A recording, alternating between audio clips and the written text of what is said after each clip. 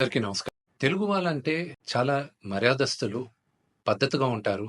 మన traditions follow అవుతాం అని ప్రపంచమంతా అనుకుంటూ ఉంటారు.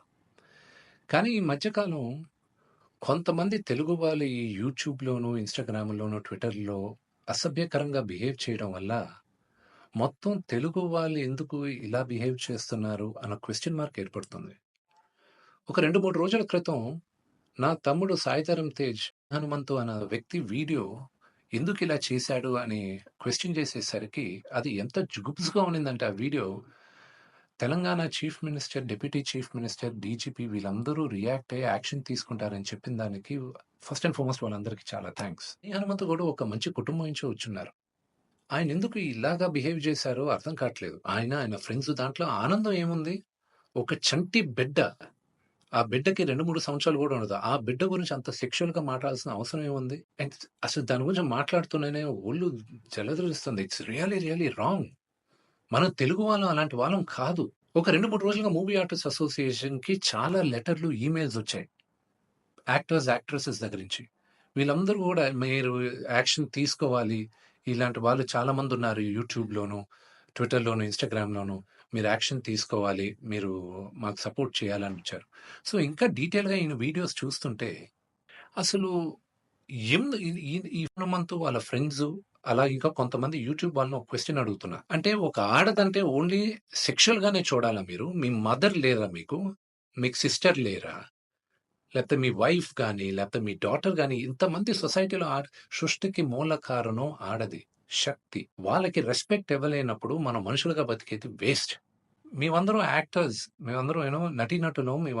మేమందరం శిరస్సు వంచి తెలుగు ప్రజలకి నమస్కరిస్తాం. ఎందుకంటే ప్రేక్షకులు గాని మమ్మల్ని ఆదరించకపోతే మేమందరం లేము.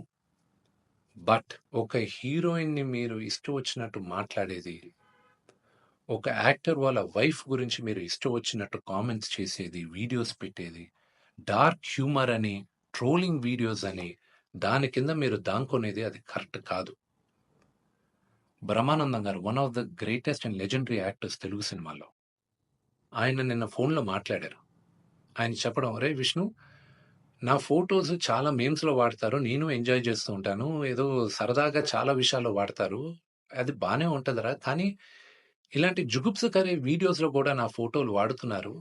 ఇది ఎక్కడో దగ్గర ఫుల్ స్టాప్ పెట్టాలి. అది మన తెలుగు వాళ్ళం ఇలా కాదురా! మన పద్ధతి ఇలా కాదు. మీరందరూ మీ జనరేషన్ మీరు చూసుకోవాలి" అని ఆయన కూడా చాలా బాధపడారు. మై సిన్సియర్ అపీల్, యూట్యూబ్‌లో ఇలాంటి వీడియోస్ ఏసే వాళ్ళందరికీ, ఇలాగ ట్రోలింగ్ వీడియోస్ ఏసే వాళ్ళకి, హీరో, హీరోయిన్స్ పైన అసభ్యకరంగా మాట్లాడే వారికి, ఈ వీడియో వచ్చిన 48 గంటల్లో దయచేసి ఆ అసభ్యకరమైన వీడియోసు, కామెంట్స్ దయచేసి తీసేయండి. మీరు గాని తీయకపోతే 48 అవర్స్ తర్వాత మేము ఆ వీడియోస్ అన్నీ ఒకసారి మళ్ళా యూట్యూబ్‌తో రిక్వెస్ట్ చేసి వాళ్ళతో కూర్చొని మొత్తం రివ్యూ చేస్తాం. ఆ వీడియోస్ గాని ఉండిందంటే మేము సైబర్ సెక్యూరిటీకి మేము కంప్లెయింట్ చేస్తాం. అండ్ మీ యూట్యూబ్ ఛానల్ కూడా బ్యాన్ అయ్యేలాగా మేము లీగల్ యాక్షన్ తీసుకుంటాం.